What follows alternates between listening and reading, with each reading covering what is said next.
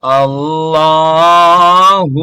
Allahu Allahu Allah Allahu Allahu Allahu Allah.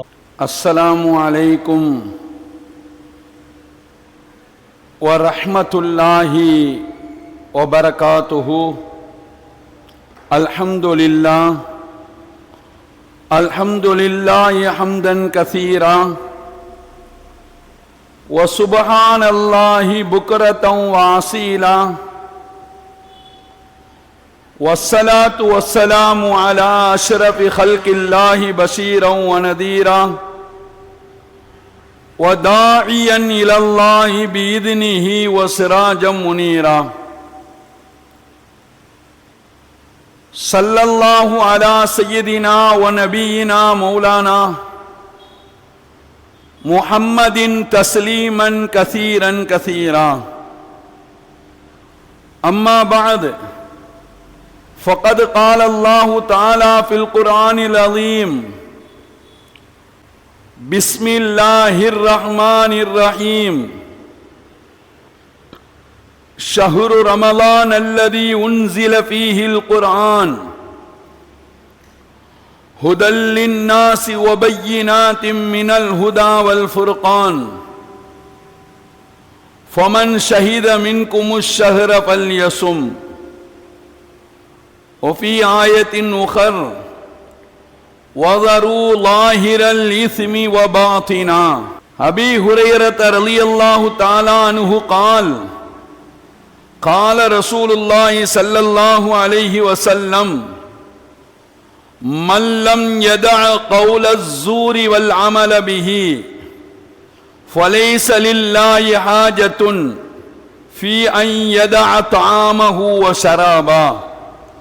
صدق نبي الله سيد البشر محمد رسول الله صلى الله عليه وسلم.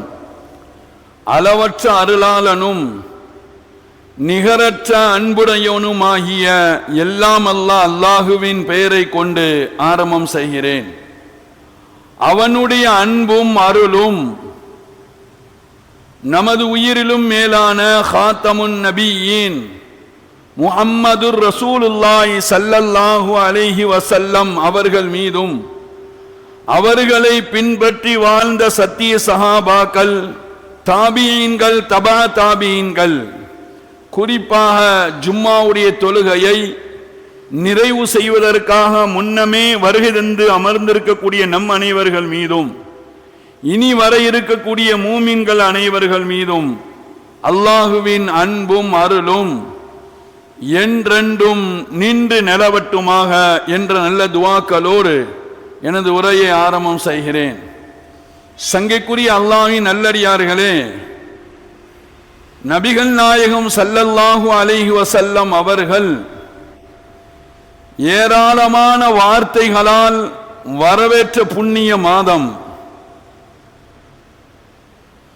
அருள் நிறைந்த ரமலானின் வருகையை குறித்து இந்த சமுதாயத்திற்கு ஊக்கமும் உற்சாகமும் படுத்திய புனிதமான மாதம் இன்ஷா அல்லாஹ் இன்றோ அல்லது நாளையோ வர இருக்கிறது. நாம் அதை சந்திக்க இருக்கிறோம்.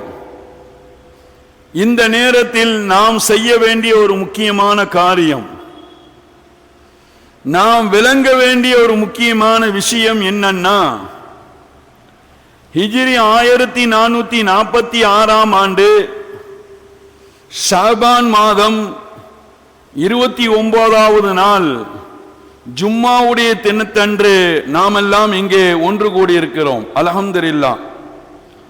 மார்க்க சட்ட வல்லுநர்கள் இந்த நாளை யௌமு ஷக், சந்தேகத்திற்குரிய நாள் என்று சொல்வார்கள். அப்படி என்றால் இன்று மாலையில் பிறை பார்க்க வேண்டிய நாள் என்பார்கள் மார்க்க சட்ட வல்லுநர்கள். அந்த அடிப்படையில் புனிதமும் அருளும் நிறைந்த சங்கையான ரமலான் இன்ஷா அல்லாஹ் இன்றோ அல்லது நாளையோ பிறந்து விடும். அது குறித்து தமிழகத்தினுடைய தலைமை காசி அறிவிப்பார்.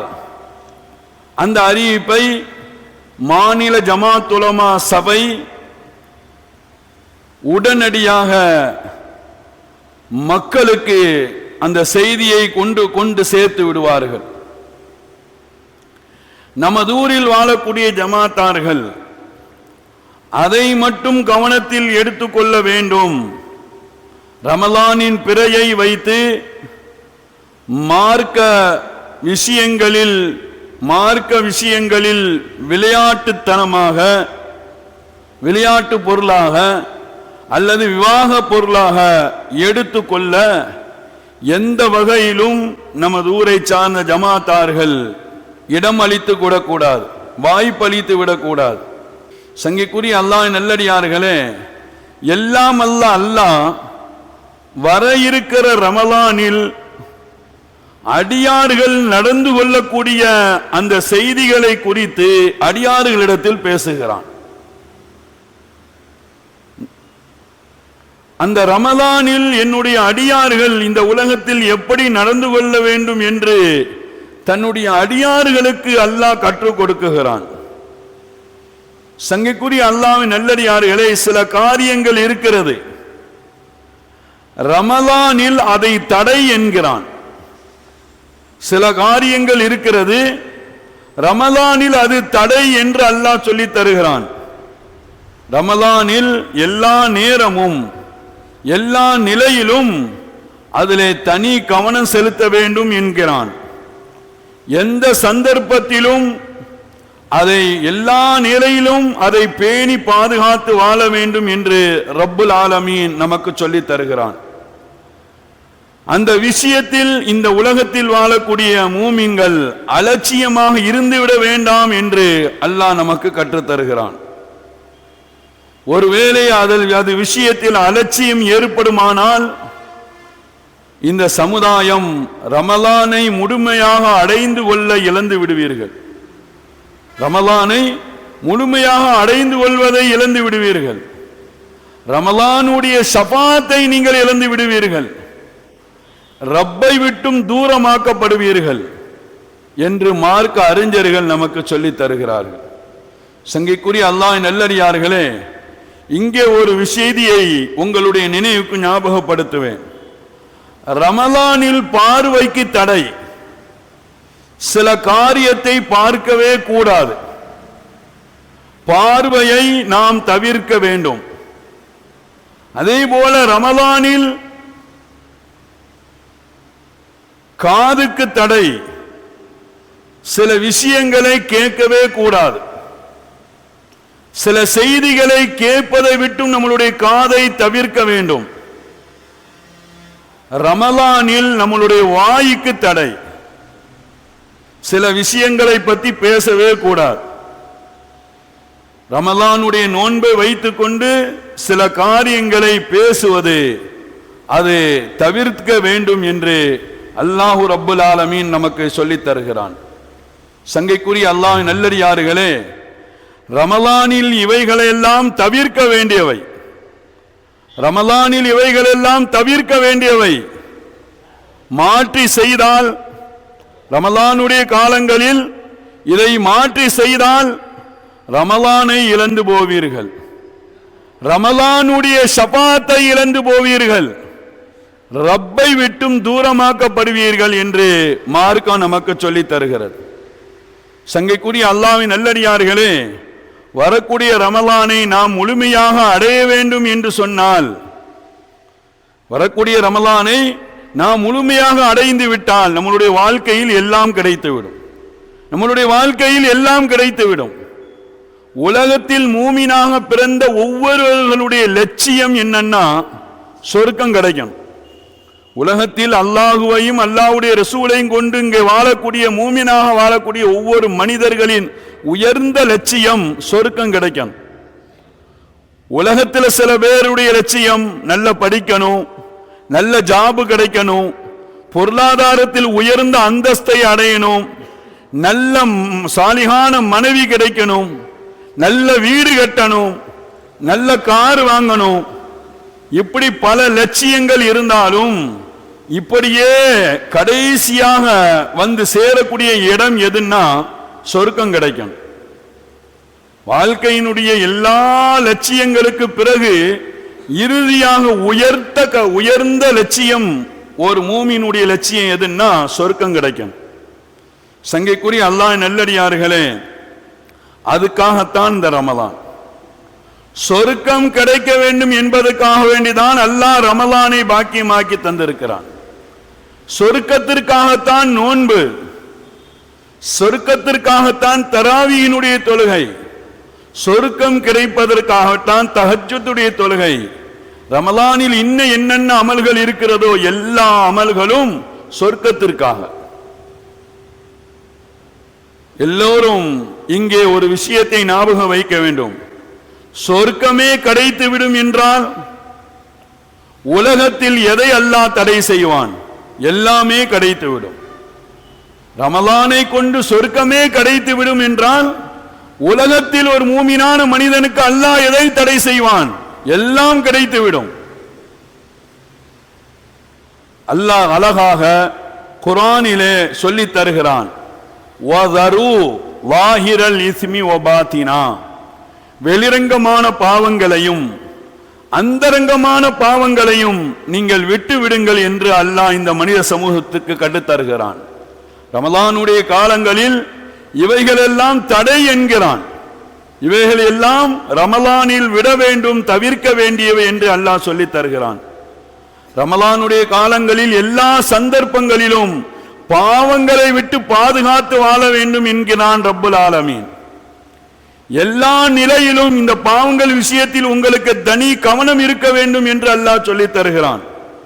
பாவமான காரியத்தில் உங்களுக்கு அலட்சியம் வர வேண்டாம் என்று ரப்பு சொல்லி தருகிறான். சங்கைக்குரிய அல்லாஹ் நல்லடியார்களே, நிறைய பேர் ரமலானை அடைய முடியறதில்லை. உலகத்தில் வாழக்கூடிய மூமினான மனிதர்களில் நிறைய பேர் ரமலானை முழுமையாக அடைய முடியல. அவர்களுடைய முயற்சி ஒன்றும் குறைந்து போகவில்லை. ஒரு நோன்பு விடுவதில்லை, தொழுகையை விடுவதில்லை, தராவீகை விடுவதில்லை, தஹஜ்ஜத்தை விடுவதில்லை. ஒவ்வொரு மனிதனுடைய வாழ்க்கையிலும் ரமலானில் 30 நோன்பு பிடிக்கிறார்கள், தராவீஹ் 20 ரக்காத் தொழுகிறார்கள், தஹஜ்ஜத்தை அவர்கள் பேணுதலாக 8 ரக்காத் தொழுது வருகிறார்கள். ஆனால் அவர்கள் நிறைய பேர் ரமலானை அடைய முடியவில்லை. என்ன காரணம் தெரியுமா? அல்லாஹ்வின் தூதர் ரசூலுல்லாஹி ஸல்லல்லாஹு அலைஹி வஸல்லம் சொன்னார்கள், மல்லம் யதா கௌல ஸூர் வல் அமல பிஹி, ஒருவர் ரமலானில் பாவமான பேச்சை பேசுகிறார், பாவத்தை செய்கிறார், பாவத்தை விடவில்லை, அவர் நோன்பு இருந்து அல்லாஹ்வுக்கு என்ன பிரயோஜனம் என்று கேட்கிறார்கள் ரசூலுல்லாஹி ஸல்லல்லாஹு அலைஹி வஸல்லம். ரமலானுடைய காலங்களில் ஒரு மனிதர் பாவமான பேச்சை பேசுகிறார், பாவத்தை செய்கிறார், அவர் பூரா காரியமும் பாவமாக இருக்கிறது, அவர் உண்ணாமலும் பருகாமலும் இருப்பது அல்லாஹ்வுக்கு தேவையில்லை என்று ரசூலுல்லாஹி ஸல்லல்லாஹு அலைஹி வஸல்லம் அவர்கள் நமக்கு சொல்லி தருகிறார்கள். சங்கைக்குரிய அல்லாஹ்வின் நல்லடியார்களே, ரமலானில் சிலதை விட்டே தீர வேண்டும். ரமலானுடைய காலங்களில் நம்முடைய வாழ்க்கையில் சில காரியங்களை விட்டே தீர வேண்டும். விட்டால் தான் ரமலானை முழுமையாக அடைய முடியும். விட்டால் தான் ரமலானுடைய ஷஃபாத் நமக்கு கிடைக்கும். விட்டால் தான் சொர்க்கமே தனக்கு இடம் கொடுத்து, தங்குமிடம் கொடுத்து நம்மளை அழைக்கும். சில காரியங்களை ரமலானில் விட்டால் தான் அல்லாஹ்வினுடைய நெருக்கத்தை நீங்கள் பெற முடியும். சங்கைக்குரிய அல்லாஹ் நல்லடியார்களே, எனவே ரமலானுடைய முதல் நாளே இதை குறித்து நாம் நம்மளுடைய மனதிலே பதிவு செய்ய வேண்டும். என்னென்ன காரியங்களை எல்லாம் விட வேண்டும் என்று. ரமலானில் என்றும் விட வேண்டிய ஒரு முக்கிய செய்தி, உலகத்தை விட வேண்டும். ரமலானுடைய காலங்களில் உலகத்திற்கு முதலிடம் கொடுப்பதை விட வேண்டும். நோன்புக்கு முதலிடம் கொடுக்க வேண்டும், ரமலானுக்கு முதலிடம் கொடுக்க வேண்டும், நம்மளிடம் இருக்க வேண்டிய முக்கியமான பண்பு ரமலானுக்கு முக்கியத்துவம், ரமலானுக்கு முதலிடம். உலகத்தை விட்டுவிட வேண்டும். உலகத்தை விட்டுவிட வேண்டும் என்று சொன்னால் சம்பாதிக்க வேண்டாம் சொல்லல, உலகத்தை விடணும் சொல்லல. உலகத்தில் இருந்துதான் எல்லாம் செய்ய வேண்டும். உழைக்க வேண்டும், கடினமாக உழைக்க வேண்டும், சம்பாதிக்க வேண்டும், நிறைவாகவே சம்பாதிக்க வேண்டும். ஆனால் உலகம் என்பது தனி ஒன்றல்ல. குடும்பம் என்பதும் உலகம்தான், உங்களுடைய வியாபாரம் என்பதும் உலகம்தான், உங்களுடைய சம்பாத்தியம் என்பதும் உலகம்தான், உங்களுடைய பிசினஸ் என்பதும் உலகம்தான். எல்லாம் உலகத்தில் அடங்கும். இன்னைக்குள்ள நிலைப்பாடு என்னன்னா, ரமலானை விட தொழில், தராவீனுடைய சம்பாத்தியம், தஹஜ்ஜத்தை விட தூக்கம்.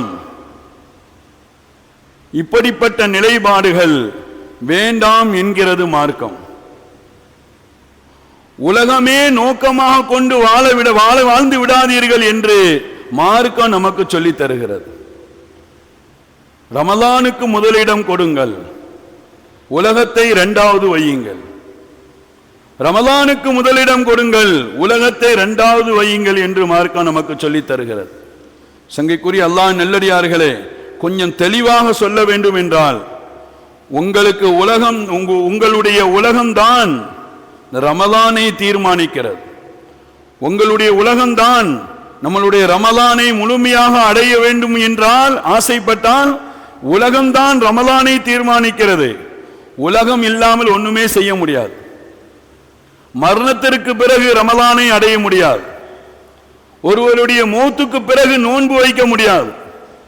ஒருவருடைய மரணத்திற்கு பிறகு தராவீஹ் தொழுக முடியுமா? முடியாது.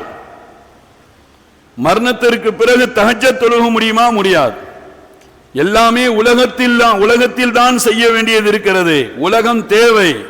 ஆனால் ரமலானை விட, நோன்பை விட, தராவீஹை விட, தஹஜ்ஜத்தை விட, ரமலானுடைய மற்ற அமல்களை விட உலகத்திற்கு நீங்கள் முதலிடம் எடுக்க வேண்டாம். உலகத்திற்கு முதலிடம் கொடுப்பதை விட வேண்டும் என்று மார்க்க அறிஞர்கள் நமக்கு சொல்லித் தருகிறார்கள். ரமலான் வந்துவிட்டால் ரமலானுக்கு முதலிடம், உலகத்தை இரண்டாவது வையுங்கள். நோன்புக்கு முதலிடம், ரமலானுக்கு முதலிடம், தராவீனுடைய தொழுகைக்கு முதலிடம், தஹஜ்ஜத்தினுடைய தொழுகைக்கு முதலிடம். என்னென்ன அமல்கள் ரமலானில் பாக்கியமான அமல்களாக நமக்கு மார்க்கம் சொல்லி தந்திருக்கிறதோ எல்லா அமலுக்கும் முதலிடம், உலகத்தை இரண்டாவது வையுங்கள். இவ்வளவு அழகான வாழ்க்கையை மார்க்கம் நமக்கு கற்றுத் தருகிறது. எனவே சங்கிக்குரிய அல்லாஹ்வின் நல்லடியார்களே, வரக்கூடிய ரமலானில் உலகத்திற்கு முதலிடம் கொடுப்பதை விட வேண்டும். இதிலே நம்மளுடைய கவனம் இருக்க வேண்டும். எல்லா நிலையிலும் இதிலே தனி கவனத்தை செலுத்த வேண்டும் என்று மார்க்கம் சொல்லித் தருகிறது. இப்படிப்பட்ட வாழ்க்கையை தான் நபி சஹாபிகளுக்கு கற்றுக் கொடுத்தார்கள். இப்படிப்பட்ட வாழ்க்கையை தான் நபி சஹாபிகளுக்கு கற்றுக் கொடுத்தார்கள். அதையே இந்த சமுதாயத்திற்கு பாடமாக்கி தருகிறார்கள் நம்மளுடைய முஃபஸ்ஸிரீன்கள், விரிவுரையாளர்கள். ஒரு அழகான வரலாற்றிலே பதிவு செய்யப்பட்டிருக்கிறது. வரலாற்று ஆசிரியர்கள் சொல்லுவார்கள், இஸ்லாத்தினுடைய முதல் போர் பத்ருடைய போர். ரசூலுல்லாஹி ஸல்லல்லாஹு அலைஹி வஸல்லம் சஹாபிகளை சஃப்பாக அணிவகுத்து நிற்க வைக்கிறார்கள். இஸ்லாத்தினுடைய முதல் போருக்காக சஹாபிகளை சஃப்பாக நிப்பாட்டி அதை சரி செய்து கொண்டு இருக்கும் பொழுது ரசூலுல்லாஹி ஸல்லல்லாஹு அலைஹி வஸல்லம் அவர்கள் சஹாபிகளுக்கு ஆர்வம் ஊட்டினார்கள், ஊக்கப்படுத்தினார்கள், உற்சாகப்படுத்தினார்கள்.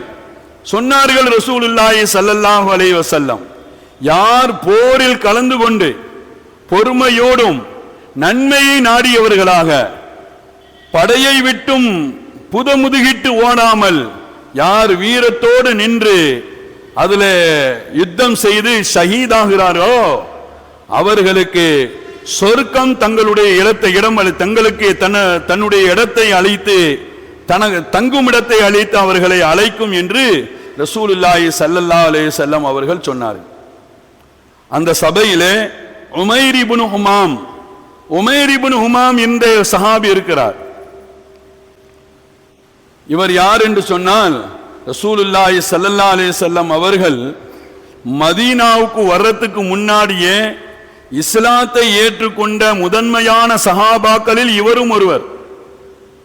உமைர் இப்னு உமாம் அந்த சபையிலே இருக்கிறார், அந்த சப்பிலே நிற்கிறார், பத்ருடைய போருடைய சப்பிலே. ஸல்லல்லாஹு அலைஹி வஸல்லம் அதை யுத்தத்தை குறித்து ஆர்வப்படுத்தி ஊக்கப்படுத்தி உற்சாகப்படுத்தி பேசிக் கொண்டு இருக்கிறார்கள்.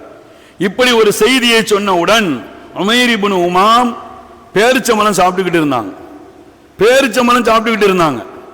இந்த செய்தியை கேட்ட உடனேயே பொறுமையோடு நன்மையை நாடியவர்களாக படையை விட்டும் பின்னோக்காமல் புதமுதுகிட்டு ஓடாமல் யார் வீரத்தோடு யுத்தம் செய்து ஷஹீதாகிறார்களோ அவர்களுக்கு சொர்க்கம் தனக்கு இடம் கழித்து அவர்களை அழைக்கும் என்று சொன்ன போது தன்னுடைய கையில் இருந்த பேரித்தம்பழத்தை தூக்கி வீசிவிட்டு, தன்னுடைய கையில் சாப்பிட்டு கொண்டிருந்த பேரித்தம்பழத்தை தூக்கி வீசிவிட்டு எதிரிகளுடைய படையில் குதித்தார்கள், போர் செய்தார்கள், வீரமாக போர் செய்தார்கள். அதில் ஷஹீதாக்கப்பட்டார்கள். வரலாற்று ஆசிரியர்கள் உங்களுடைய சிந்தனைக்கு ஞாபகப்படுத்துவார்கள், ரசூலுல்லாஹி ஸல்லல்லாஹு அலைஹி வஸல்லம் அவர்கள் போரிலே யுத்தம் செய்து வீரத்தோடு யுத்தம் செய்து சண்டை செய்து வீரத்தை மரணம் அடைந்தால் சொர்க்கம் அவர்களை அழைக்கும் என்ற அந்த சொல்லுக்கு, ரசூலுடைய சொல்லுக்கு முதலிடம் கொடுத்து, தனக்கு முன்னால் அவருடைய சொல் கண்ணுக்கு முன்னால் இருந்தது. தன்னுடைய குடும்பமோ மனைவி மக்களோ தொழிலோ அதே போல மற்ற காரியங்களோ கண்ணுக்கு முன்னால் அந்த சஹாபியுடைய கண்ணுக்கு முன்னால் வரவில்லை, ரசூலுடைய சொல் கண்ணுக்கு முன்னால் வந்தது. அதற்கு முதலிடம் கொடுத்தார்கள், ஷஹீதானார்கள் என்று வரலாற்று ஆசிரியர்கள் நமக்கு சொல்லி தருவார்கள். எனவே சங்கைக்குரிய அல்லாஹ்வின் நல்லடியார்களே, வரக்கூடிய ரமலானுக்கு முதலிடம் கொடுக்க வேண்டும் என்று மார்க்க அறிஞர்கள் நமக்கு சொல்லி தருவார்கள். உலகத்தை இரண்டாவது வையுங்கள், உலகத்தை விட வேண்டும் என்று சொல்லவில்லை, உலகத்தில் இரண்டாவது வையுங்கள், ரமலானுக்கு முதலிடம் கொடுங்கள் என்று மார்க்க அறிஞர்கள் நமக்கு சொல்லி தருகிறார்கள். சங்கைக்குரிய அல்லாஹ்வின் நல்லடியார்களே, ரமலானில் நாம் விட வேண்டிய முக்கியமான காரியங்களில் இரண்டாவது மனோ இச்சையை விட வேண்டும். நாம் விட வேண்டிய காரியங்களில் முக்கியமானது மனோ இச்சையை விட வேண்டும். மனோ இச்சையை விட்டால்தான் வரக்கூடிய ரமலானை நாம் முழுமையாக அடைந்து கொள்ள முடியும். நாளை மறுமையிலே அதனுடைய சபாத்தை நாம் பெற முடியும், ரப்பினுடைய நெருக்கத்தை பெற முடியும், சொர்க்கம் தன்னுடைய இடத்தை உங்களுக்கு கொடுத்து உங்களை அழைக்கும் என்று மார்க்க அறிஞர்கள் நமக்கு சொல்லித் தருகிறார்கள். மனோ இச்சையோடு ரமலானை கழிப்பது, மன விருப்பத்தின்படி ரமலானில் வாழ்வது, அது ஒருபோதும் ரமலானை உங்களுடைய வாழ்க்கையில் முழுமையாக அடைய செய்யாது. ஏனென்றால் மனோ விருப்பம் என்பது நேரான பாதைக்கு அது தூண்டவே தூண்டாது என்று மார்க்க அறிஞர்கள் நமக்கு சொல்லித் தருகிறார்கள். எனவே ரமலான் வந்துவிட்டால் நாம் ரமலானுடைய காலங்களில் விட வேண்டிய முக்கியமான காரியம் மனோ இச்சையை விட வேண்டும். நம்மளுடைய மனசில் ஏற்படக்கூடிய மனோ இச்சையை விட வேண்டும். நாம் விட வேண்டிய முக்கியமான செய்தி மனோ இச்சை. எப்படி விடுறது? மனசு என்ன சொல்லுதோ அதற்கு மாற்றமாக செய்யும். ரமலான்ல நோன்பு வச்சீங்கன்னா இப்படி ஆயிரீங்கன்னு மனசு சொல்லும், நீங்க நோன்பு வைக்கணும். தராவியினுடைய போய் நின்னீங்கன்னா உங்களுக்கு கால் வலி வரும்னு சொல்லும் மனசு, நீங்க அந்த மனோ இச்சைக்கு மாற்றமாக நடக்கணும். எந்த தஹஜ்ஜுத் தொழுதால் இப்படி ஆயிரும் என்று தூக்கம் போயிரும், உங்களுடைய வாழ்க்கையில் நிம்மதி போயிரும், உடல் ஆரோக்கியம் போயிரும் அப்படின்னு மனசு சொல்லும். அதை நீங்கள் அடக்கணும், அதை விடணும். சங்கைக்குரிய அல்லாஹ்வின் நல்லடியார்களே, ஏன்னா மனோ இச்சை சொல்றது எல்லாமே பாவத்தை தான் அது தூண்டும். நல்ல காரியத்தை ஒருபோதும் மனிதர்களுக்கு மனோ இச்சை என்பது தூண்டாது என்று மார்க்க அறிஞர்கள் நமக்கு சொல்லித்தரான்.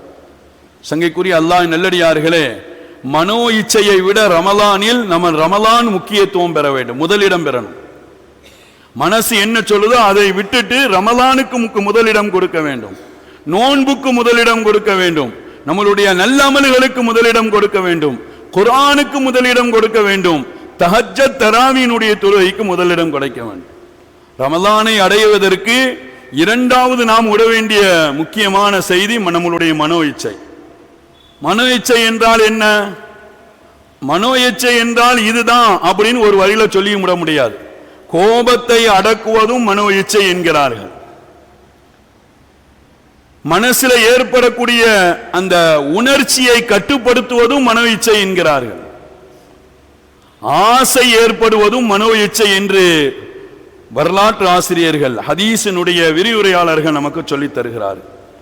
ஒரு பெண்ணை பார்த்தீங்க ரமலான்ல, அவர்கள் விஷயத்தில் உங்களுடைய மனசு பல செய்திகளை சொல்லி உங்களை தூண்டும், அதை அடக்குங்கள் என்கிறார்கள், அதை கட்டுப்படுத்துங்கள் என்கிறார்கள். அந்த மனோ இச்சைக்கு நீங்கள் வழிபடாதீர்கள், விட்டுவிடுங்கள் என்கிறார்கள் மார்க்க அறிஞர்கள்.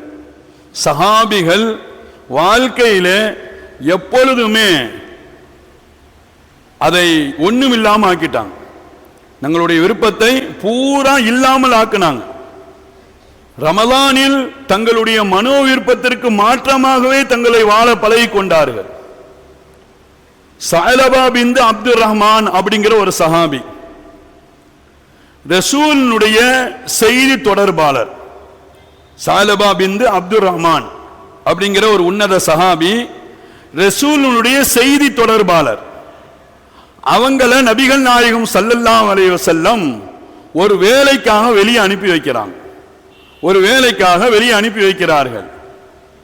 அந்த சஹாபி அந்த வேலையை முடிக்கிறதுக்காக மதீனாவினுடைய தெருக்களில் வரும் பொழுது, ஒரு வீட்டில் ஒரு அன்சாரி பெண்மணி குளிக்கக்கூடிய அந்த காட்சியை யதார்த்தமாக அவர்களுடைய பார்வை பட்டுடுச்சு. யதார்த்தமாக பார்த்துட்டாங்க. திரும்ப மறுபடியும் அந்த திரும்ப ஒரு தடவை மறுபடியும் என்ன செஞ்சிட்டாங்க, அவங்களுடைய மனோ இச்சையின்படி தன்னுடைய பார்வையை திரும்ப பார்த்தாங்க. அவ்வளவுதான் நடந்துச்சு அந்த சஹாபியினுடைய வாழ்க்கையில. ஒரு தடவை ஒரு பார்வை யதார்த்தமா பட்டுச்சு, அவர்களுடைய மனோ இச்சைக்கு கட்டுப்பட்டு இன்னொரு தடவை திரும்ப பார்த்துட்டார். அவ்வளவுதான் நடந்தது. ஆனால் அவர்களுடைய உள்ளத்தில் ஒரு வகையான பயம் வந்துடுச்சு. இந்த நிகழ்ச்சியை குறித்து அல்லாஹ் கோபப்பட்டு என்னுடைய விஷயமாக வஹீயை இறக்கிடுவானோ அப்படிங்கிற பயம் அவருடைய மனசுல வந்துடுச்சு. ஸல்லல்லாஹு அலைஹி வஸல்லம் அவர்கள் ஒரு தேவைக்காக அனுப்பி வச்சாங்க, அதை விட்டுட்டாங்க. இவருக்கு அந்த பயம் வந்ததுனால இவர் அழுதுகிட்டே மதீனாவினுடைய எல்லை பகுதியில் இருக்கக்கூடிய ஒரு மலைக்கு வந்துட்டார். 40 நாள் கழிஞ்சிச்சு. 40 நாள் கழிஞ்சிச்சு. சையதுனா ஜிப்ரீல் அலைஹிஸ்ஸலாம் ரசூலை சந்திக்க வராங்க. 40 நாள் கழிஞ்ச பிறகு சையதுனா ஜிப்ரீல் அலைஹிஸ்ஸலாம் ரசூலை சந்திக்க வராங்க. ரசூலை சந்திக்க வரும் பொழுது ரசூலிடத்தில் ஜிப்ரீல் அலைஹிஸ்ஸலாம் சொன்னாங்க, அல்லாஹ் உங்களுக்கு சலாம் சொல்லி விட்டான், அல்லாஹ் உங்களுக்கு சலாம் சொல்லி விட்டான் சொல்லிட்டு ஒரு செய்தியை சொன்னாங்க. தன்னுடைய பாவ மன்னிப்பு தேடி, நரக விடுதலையை தேடி, உங்களுடைய தோழர்களில் ஒரு தோழர் மலை உச்சியில அழுது கொண்டு இருக்கிறார் என்ற செய்தியை அல்லாஹ் உங்களுக்கு சொல்லி வர சொன்னான் என்று சையதுனா ஜிப்ரீல் அலைஹிஸ்ஸலாம் சொல்லிட்டு போயிட்டாங்க. நபிகள் நாயகம் ஸல்லல்லாஹு அலைஹி வஸல்லம் தன்னுடைய சஹாபிகளில் 2 சஹாபியை கூப்பிட்டாங்க. உமர் இப்னு கத்தாப் ரலியல்லாஹு தஆலா அன்ஹு, சல்மான் ரலியல்லாஹு தஆலா அன்ஹு, 2 சஹாபியை கூப்பிட்டு சொன்னாங்க, சஅலபா இப்னு அப்துர் ரஹ்மான் எங்க இருக்கிறாங்கிறத தேடி அவங்களை கூட்டுவாங்க. 2 சஹாபிகளும் மதீனாவினுடைய எல்லா தெருக்களிலேயும் தேடினார்கள், கிடைக்கல. கடைசியா மலையினுடைய அடிவாரத்துக்கு வந்துட்டாங்க. அங்கே ஒரு சிறுவன் ஆடு மேய்த்து கொண்டிருந்தான். அவரிடத்துல விசாரிச்சாங்க 2 பேரும், இப்படி சஅலபாவை பார்த்தீங்களான். அந்த பையனுக்கு பேரு தெரியல.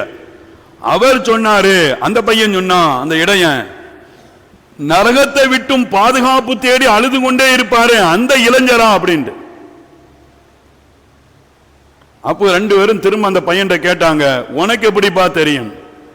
இரவு நேரத்தில் மலையினுடைய உச்சியிலிருந்து இறங்கி மலை அடிவாரத்தில் வந்து இரவு முழுவதும் நரகத்தை விட்டும் பாவ மன்னிப்பு தேடிக்கொண்டே, நரகத்தை விட்டும் பாதுகாப்பு தேடிக்கொண்டே இருப்பார், தன்னுடைய பாவத்திற்கான தௌபா செய்து கொண்டே இருப்பார் என்று அந்த இடையன் சையதுனா உமர் ரலியல்லாஹு தஆலா அன்ஹு அவர்களிடத்தில் சொல்லிட்டான். அதற்கு பிறகு சையதுனா உமர் ரலியல்லாஹு தஆலா அன்ஹு இரவு வர வரைக்கும் ஒரு ஓரமாக மறைஞ்சு இருந்து அவர் இரவு நேரத்தில் இறங்கி வரும் பொழுது 2 பேரும் போய் பிடிச்சுக்கிட்டாங்க அந்த சஹாபிய. சாலபா கேட்டாங்க, என்னுடைய விஷயமா வஹி இறங்கிட்டா அப்படின்னு கேட்டான். எனக்கு பாவ மன்னிப்பு கிடைக்குமா அப்படின்னு உமர் ரலியல்லாஹு தஆலா அன்ஹு அவர்களிடத்தில் கேட்ட போது, அல்லாஹ் உங்களுடைய பாவத்தை மன்னிச்சிருவான். என்னுடைய விஷயமா வஹி இறங்கி விட்டாளா என்று 2வது கேட்டாங்க. சையதுனா உமர் ரலியல்லாஹு தஆலா அன்ஹு சொன்னாங்க, அது பற்றி எனக்கு தெரியாது, உங்களை தேடி அழைத்து வரும்படி ரசூல் உத்தரவிட்டார்கள். சாலபா சொன்னார், நான் ரசூலுடைய முகத்துக்கு முன்னால் வந்து நிற்பதை நான் வெட்கப்படுகிறேன். எனவே ரசூலுல்லாஹி ஸல்லல்லாஹு அலைஹி வஸல்லம் தொழுகையில் இருக்கும் பொழுது என்னை அங்கே அழைத்து செல்லுங்கள். அதன்படி ரசூலுல்லாஹி ஸல்லல்லாஹு அலைஹி வஸல்லம் தொழுகையில் இருக்கும் பொழுது அவர் வந்து தொழுகையில வந்து சேர்றாரு. பின்னாடி தொழுகையினுடைய இடையிலேயே மயக்கமுட்டு கீழே விழுந்து விடுகிறார் சாலபா.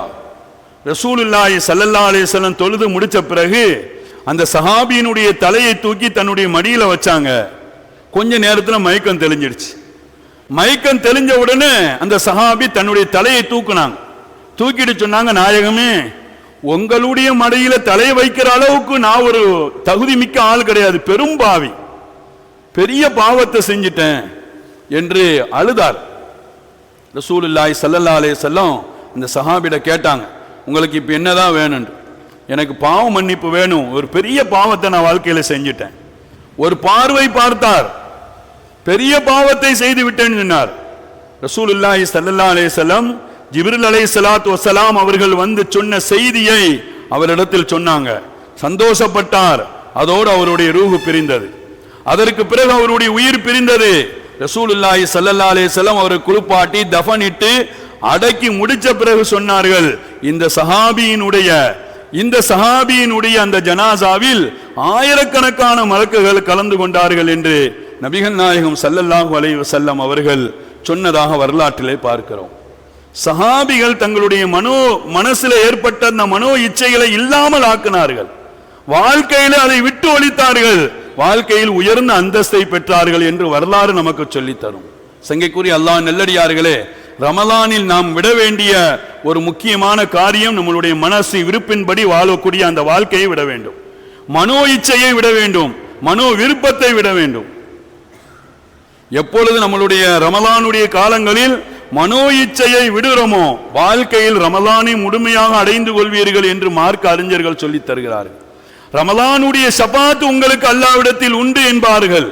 அல்லாஹ்வினுடைய நெருக்கம் உங்களுக்கு கிடைக்கும் என்று ரசூலுல்லாஹி ஸல்லல்லாஹு அலைஹி வஸல்லம் இந்த சமுதாயத்திற்கு அழகாக கற்றுக் கொடுத்தார்கள். லா யுமினு அஹதுக்கும், உங்கள யாருமே உண்மையான மூமினாக ஆக முடியாது. ஹத்தா யகூன ஹவாவு தபஅன் லிமா ஜீத பிஹி, நான் எதையெல்லாம் கொண்டு வந்தேனோ, எதையெல்லாம் உங்களுக்கு சொன்னனோ, அதுவே உங்களுடைய மனோ விருப்பமாக மனோ இச்சையாக மாறிவிட வேண்டும். அப்பொழுதுதான் நீங்கள் உண்மையான மூமின் என்பார்கள் ரசூலுல்லாஹி ஸல்லல்லாஹு அலைஹி வஸல்லம். சங்கைக்குரிய அல்லாஹ் நல்லடியார்களே, நம்மளுடைய மனசு சொல்லும் நோன்பு வைக்க தேவையில்லை அப்படின்னு. நோன்பு வச்சா உடம்புக்கு ஏதாவது ஆயிரணும், தராவி தொழுதா இப்படி ஆயிரும், நமக்கு அதற்கு மாற்றம் செய்ய வேண்டும். அந்த மனோ இச்சையை விட வேண்டும், அதை அடக்க வேண்டும், அதற்கு கட்டுப்பாடு போட வேண்டும்.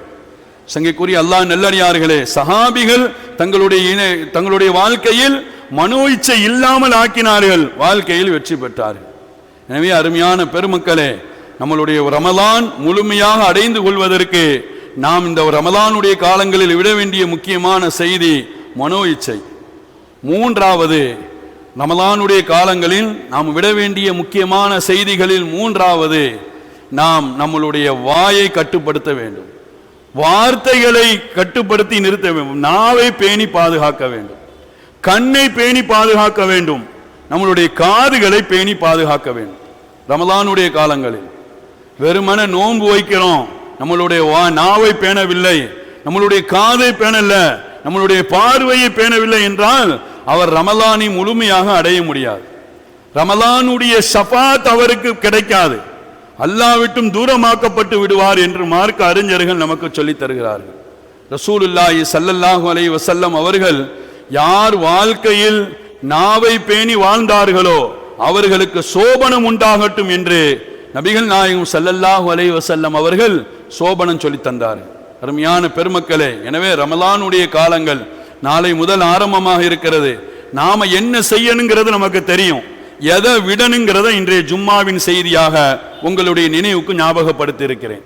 வரக்கூடிய ரமலானில் இது மாதிரியான காரியங்களை விட்டால்தான் ரமலானை முழுமையாக பாக்கியமாக கழிக்க முடியும் என்பது மாத்திரமல்ல, ரமலானை முழுமையாக அடைய முடியும், அதனுடைய ஷஃபாத்தை நமக்கு பெற முடியும். ரசூலுல்லாஹி ஸல்லல்லாஹு அலைஹி வஸல்லம் சொன்னார்கள், அர் ரமலான் வல் குர்ஆன் யஸ்ஃபான், ரமலானும் குர்ஆனும் அல்லாஹ்விடத்தில் உங்களுக்காக ஷஃபாத் செய்யும் என்று சொன்னார்கள்.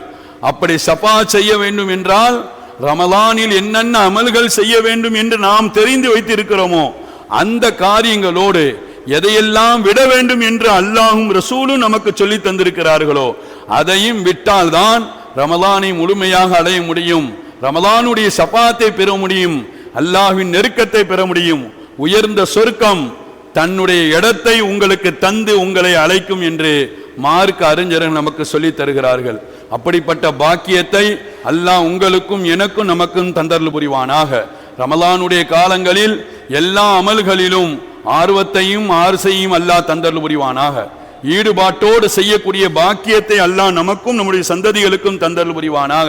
ரமலானுடைய காலங்களில் பாவங்கள் செய்வதை விட்டும், நம்மளுடைய உடல் உறுப்புகள் பாவங்கள் செய்வதை விட்டும் அல்லாஹ் நம்மையும் நம்முடைய சந்ததிகளையும் பாதுகாப்பானாக.